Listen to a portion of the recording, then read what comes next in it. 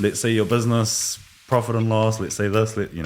Jump through more hoops than just the average person on wages, and they all came back and said no. This is as much as we can lend you, which wouldn't have even got me like a garage in Pram. We want to upgrade, but we're either going to sell that to buy the new place or hopefully have enough money and capital to buy a new place and then rent that one out. We're coming up 10 years for the bakery, so it's $500 if she says no and can't get you across the line. But if she can, you owe me $2,000. Imagine standing at a life-changing crossroads. Buy a house or start a business.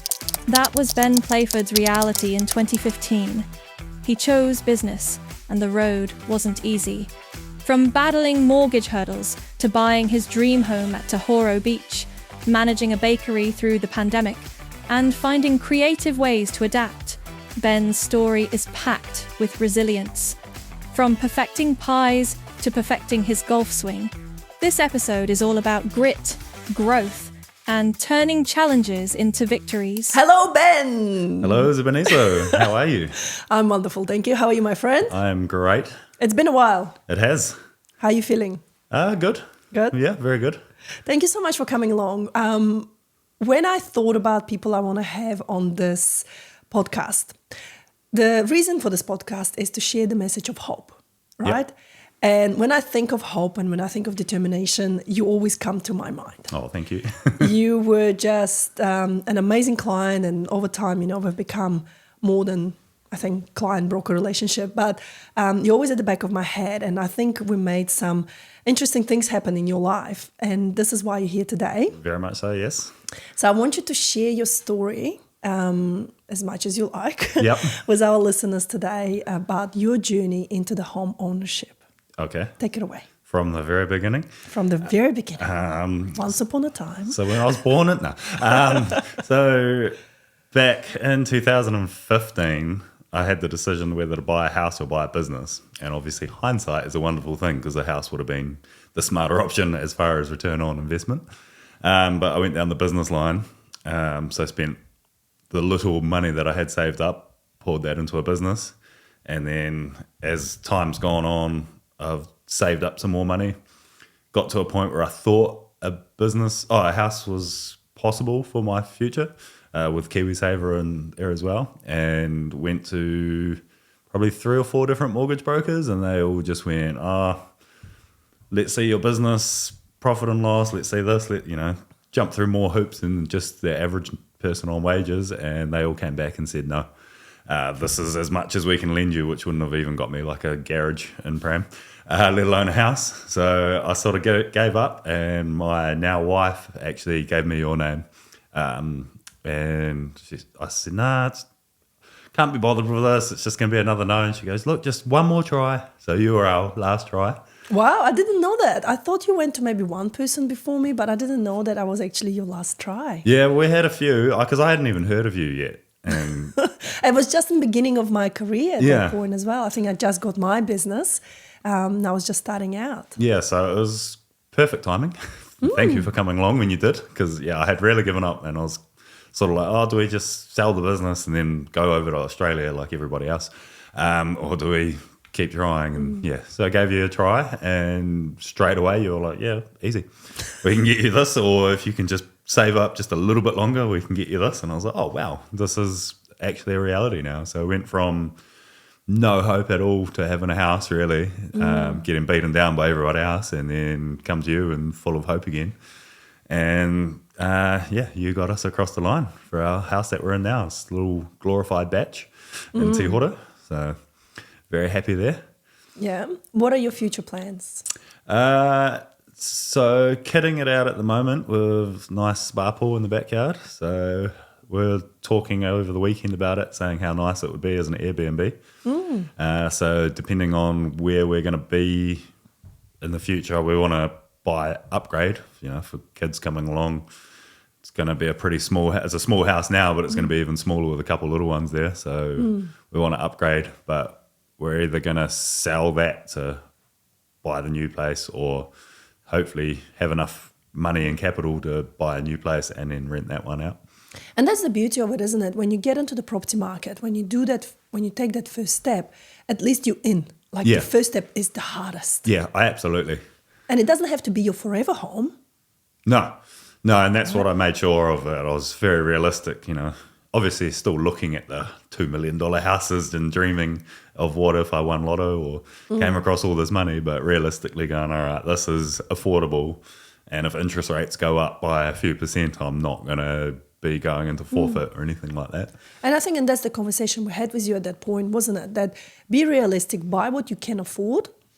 And then from there, a few years later, down the track, we will reassess again and see what else you can get in. Yeah, absolutely. Yeah. Because you can buy another property based on the equity of this one. Or as you say, at least if you sell. And if you sell right now in the market that we're in, it's an interesting time. If you buy and sell really quick, then you should be able to get that better property for not as much. Yeah, the way I look at it, you're always buying and selling in the same market. So even if your property goes up by, even $1 million, you're still, the next house you buy is going to be $1 million more, most likely too. But obviously the interest in your mortgage is not going to be that $1 million extra. So that's when it works out. Yeah, but it would have been much harder if you waited all this time. Oh, absolutely.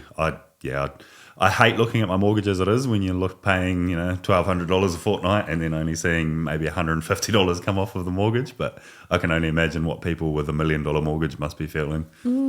Yeah, especially when they bought it in COVID times. Yeah. When things went a little bit too crazy. Well, that's when I did buy, if you remember. I was just trying to remember. I think it was right before it hit the craziness. So you got us across the line. We were just waiting on the bank to confirm and say everything. And then I got the phone call from, I can't remember if it was you or the bank, about an hour after Jacinda announced we were going into lockdown.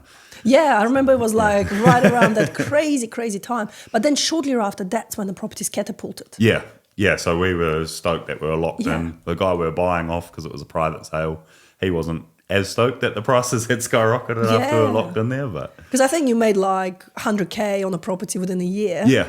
Because the prices just went. Yeah, and I was like, oh my God, I wouldn't have bought this for this much money. Yeah, yeah, and I think we talked about that as well, that you wouldn't. Yeah, because I remember I was pregnant at the time and we went into lockdown and I was craving the donuts with cream. Yep. And you came to my rescue. I remember messaging you going, Ben, can you do a drop-off? So that was a really good client to have. Yeah, those were interesting times, that's for sure. Yeah, and you pivoted, right? With your business, you had to pivot really fast. Yeah. So do you want to talk a little bit about that journey as well, on how, what did you do with your business? Yeah, so for the original lockdown, the first one, we were just like everybody else, stuck at home. Unfortunately, because of the lockdown, we couldn't move into the new house. So we were just in the little granny flat that we were staying in. So it was quite difficult, but because of that, we knew we were going to last as a couple, not a house not much bigger than this room we're in now. So that was a good test for us. And then it gave me time to sort of work on the business, which I hadn't been able to do up until that point because I was just busy with work. And then we came out of the level 4 lockdowns with all the restrictions. So we were allowed to open, but not as we knew or had been the whole time.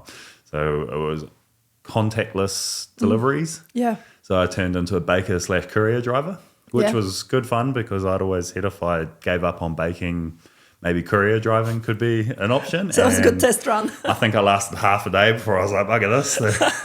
Hats off to couriers. So courier driving is not on the option. People are really bad drivers. And when you're just driving from point A to point B, you sort of get a little bit frustrated. But when you're doing, I think at the most deliveries we had in a day was like 180. And I was the one doing all of the deliveries. So it got to the point where I think delivery 89 or something, someone would pull out in front of you. And you just couldn't be like, oh, that's fine. And I'm a pretty calm person most of the time. And so for me to really get going takes a lot. And I was like, oh, I'm only a day or two into this. And I'm already getting this frustrated. I could not do this for a living. Yeah. And I mean, the roads were probably clear as well, not as busy. You'd be surprised. They were pretty clear and busy, but, I think all the idiots still just went out and did their normal thing because it was just as much road rage as normal, except more stressed out and I was on the road more. Yeah. Okay. And in terms of your business, where do you see yourself going? Because obviously it may not be sustainable being a baker full time. And what hours do you do? I remember you do crazy hours. Do you want to share that? So usually starting around midnight, 1 a.m. and going through till good normal days about 8 or 9 a.m. This week I've had staff away, so I've been covering some of the shifts. I've been doing midnight till about 1 or 2 p.m. Wow. Yeah, and then deliveries after that for our wholesale clients. So it's pretty crazy hours, but when it's all going good, I get to start at midnight, finish at 8, get around to golfing. If it's sunny, go for a swim at the river or go see friends for lunch, and then go to sleep, obviously, very early, but it's worth it in my books. But that won't be sustainable once you guys have kids, right? So what's your big picture? Or do you think it will be fine? So the reason I got into baking, and I like to share this story because it was just my aha moment of I didn't know what I wanted to do, and then I knew what I wanted to do. My first job was at New World, just helping out in the bakery. Had no intentions of being a baker. It just happened to work that way. And the guy I worked with there, I'd turn up at 6 a.m. He'd been there since 2 or 3 a.m. And every morning it would be, "Good morning, Ben. How are you?" All happy. And I've never seen anyone in a workplace that happy. And I just didn't understand it. So I asked him one morning, I said, "Why are you so happy?" And he goes, "Mate, I get to come in, make beautiful food. I'm not surrounded by people that annoy me all the time. And then once I finish work, I get to go home, have a little sleep, pick my kids up from school, and I get to spend the afternoon with them and do all that sort of thing." And I was like, "Oh, that sounds like a good life." Okay. Actually, yeah, you just opened my eyes to that whole dynamic. So maybe, it does work that way. Yeah, and the hours I start and do, and with it being, my own business, I can sort of work it most of the time so that it works in my favour. So the plan is I should be able to go to work, get home, drop the kids off at school, go out for a round of golf or go have a sleep, go pick the kids up after school, take them sports practice, do whatever. I love how golf is like predominant thing in your life. You keep mentioning golf. Yes. Is it because we're sitting here and the golf is right? And it's been a couple of days, so I'm getting the withdrawals, No, that golf's my time. The phone goes off. I'm not thinking about the business at all. We're coming up 10 years for the bakery, so it's been a massive... Has it been 10 years? Yeah, almost. And end of January, 10 years. Wow. So that's been a big part of my life. So just to be able to switch off from it and just focus on just being out in the sun with good mates and having a good time. Yeah. Most of the time when the golf's going good. Oh, I thought you meant most of the good friends. Sometimes they're not good friends. Yeah, sometimes not. No, that's awesome. Actually, you just reminded me of a story. So do you want to tell me the story when you went playing golf with someone recently and they lost you a bet? Yes. So one of my mates that I play golf with, he got offered a really good opportunity to buy some property and went through a few mortgage brokers, and every week, like, "Oh, how'd that go?" "Nah, it didn't work." And, "Oh, see Zebaniso, she'll sort you out." "No, I'll try this other mortgage broker." And that kept on going on loop for a while until we're having beers one time after golf. And said, "Oh, how's it all going?" He goes, "Oh, I give up. There's no point. No one's going to sign us off on this." And I said, "Just try Zebaniso." "Nah, no point." Just dead against it. And I said, "Right, $500 if she says no and can't get you across the line. But if she can, you owe me $2,000. So in his head, he's going, "Oh, well, I'm going to make an easy $500 because I'm not going to get across the line." And I'm going, "Yes, I've just made $2,000 because I know how much of a weapon you are." And you'll see a challenge and go, "Right, this is me." So I was very happy with that. And it's a good example to anyone else that I send your way when they go, "Oh, no." And I go, "Oh, do you want to bet?" So did you actually make $2,000? I could. He offered me $2,000, or he provides a few services that will really help the business. And so he offered $2,000. Well, probably ends up being a lot more than $2,000 worth of services for that. So he lost. Yes. He lost. Yes. It was really interesting, when he came to me and he said, "Look, Ben told me to get in touch with you. We've been to a few people. They said no. You're probably going to say no." When I met with them, within 10 minutes, I had a solution. Yeah. And I remember them looking at each other going, "She just gave us a solution that we've been asking other brokers to look at, and nobody did." And to me, again, I don't think I do anything special. Let's put it that way. I don't think I'm anything special. I'm just an ordinary human, go around my day trying to do my best. And moments like this remind me that when you try to do just a little bit extra for people, it's amazing how much difference it makes. Absolutely. And I think with you, I mean, correct me if I'm wrong, but I think a lot of people just get complacent and go, right, this is easy. If I get this come through, I say yes. If it comes through and it's not above this line, I say no. Whereas you go, well, there's a little bit of wiggle room there. Actually, we probably could get this through the line if this person just does this. And so just taking that one extra step, and so a lot of people it would seem like nothing, but to your clients, I know for sure, being one of them, that one extra step is literally life-changing.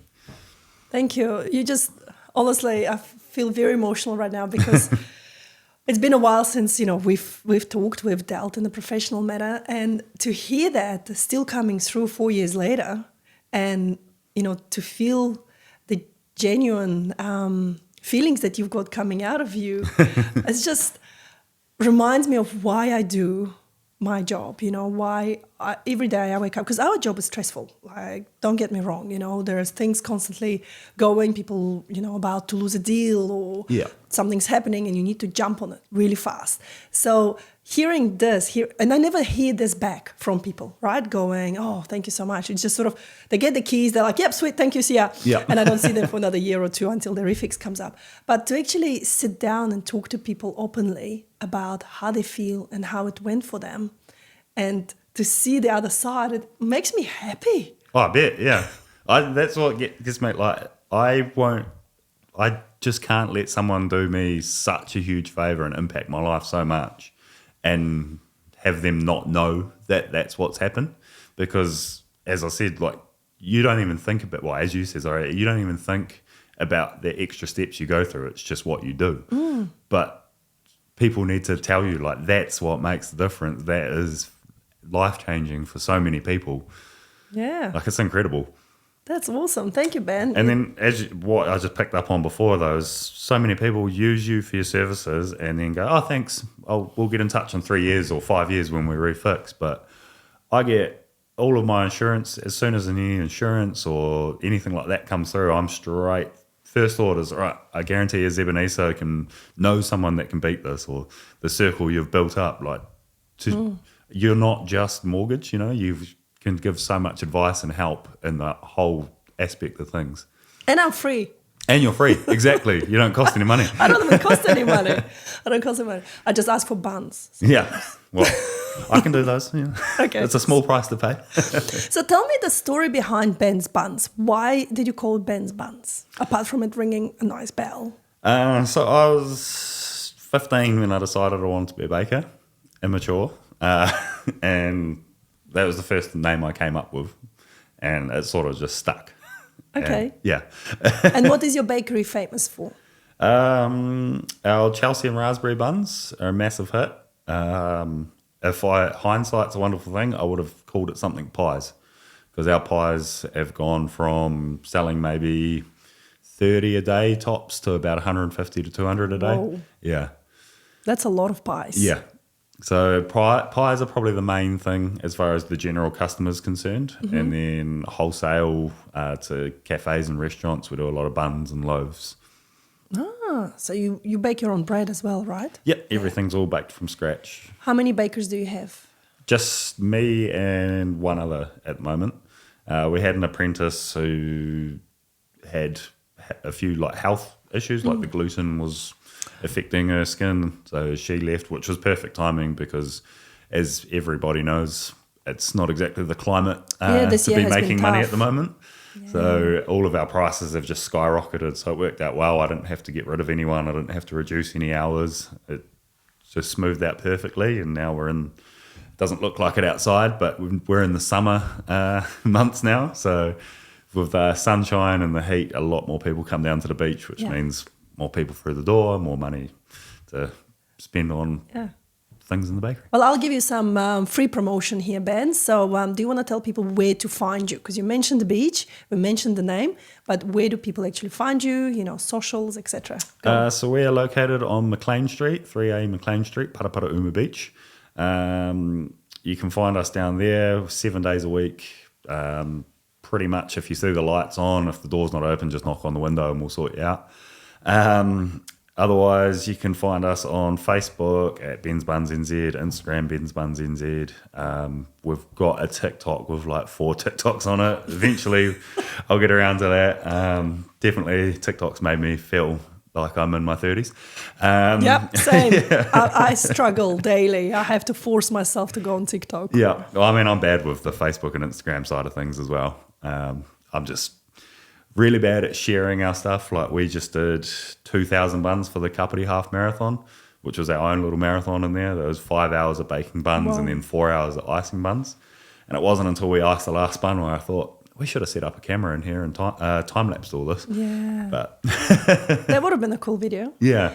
Okay. So what I want to ask you next is a couple of questions I've been asking people as they come on this, just to make it a bit of a regular thing. But you did mention through our conversation, so we're just going to wrap it up and I'm going to throw them back at you.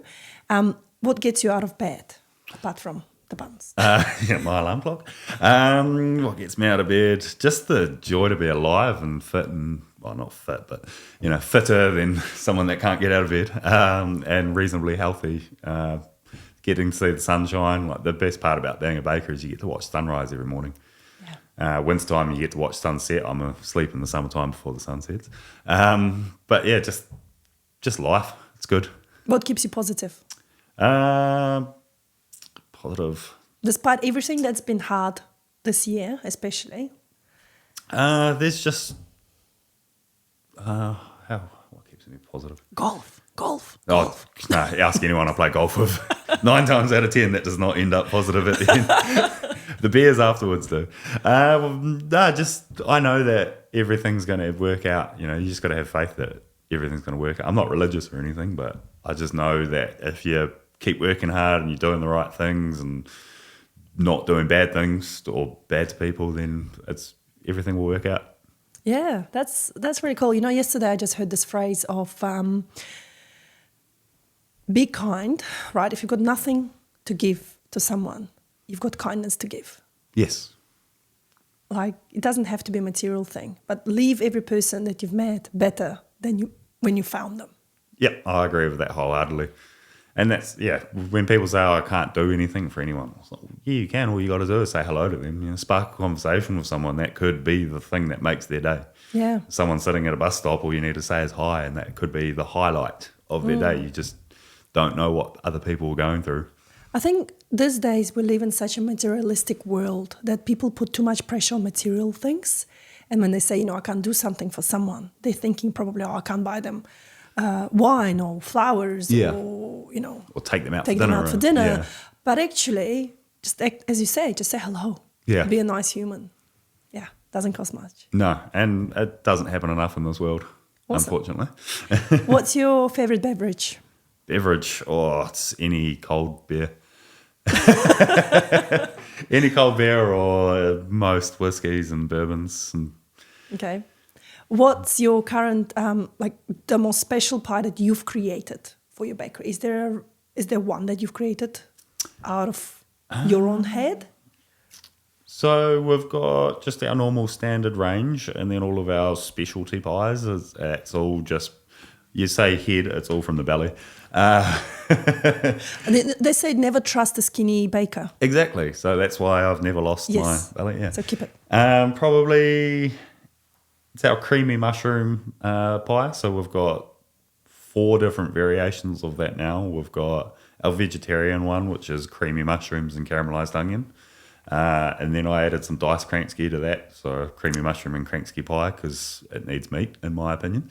Yep. And then our steak and mushroom is the same garlic creamy mushroom on top of that. And then we now have a chicken and mushroom one, which is that creamy mushroom, but with spiced chicken thigh mixed through that. So I think it might not be the best, but it's definitely the most universal, and it gets the biggest tick from all of our customers. Because, I remember you had a kranksky pie. Yes, that's the creamy mushroom. Is it the creamy mushroom yeah. one? I'm sure there was another separate one that you did. We have a kranksky just rolled in pastry. Yes, yeah. That's the one. That's the one I love. Because your bakery is my go-to usually on Saturdays with the kids. Yep. So when I go to the market, That's my go-to, get the food. It's funny because there's like a market full of food. Yeah. And the kids go, no, we're going to go to that bakery. That's our go-to. But every time I go, you're not there, I guess, because you're sleeping. Yeah, well, on the Saturdays up until recently where I've brought some new equipment and figured out some better ways at producing stuff a lot faster. I had been starting at about 9 p.m. on the Friday night and then going through to about 8 or 9 a.m. But normally if you see me at the bakery after about 8 or 9 a.m., it's because something hasn't gone right. Whether that be someone's away or we've stuffed up a batch of something and had to redo it. I call them vampire hours. I go in when the sun sets and I'm gone by the time it rises. Okay. Otherwise you shine. Yeah. Glow. Yeah. Okay. Beautiful. Ben, thank you so much for coming along. It was an absolute pleasure to have you today and share just a glimpse of the journey that you had and the hope. And I hope listeners today took away some key. Well, if they take away anything, it's that Zebaniso is your person for mortgages to sort it out. Thank you. And if you're thinking about it and you go, oh, maybe I should contact Zebaniso, just do it, because if you're not ready, she'll find a way for you to be ready. They just like turn into promotion for me. So thank you. Thank you, Ben. Absolutely appreciate it. Enjoy the rest of your day, and I hope you'll get some better weather for golf. Yes, thank you for having me. I'm off to sleep now. So. Thank you for staying awake.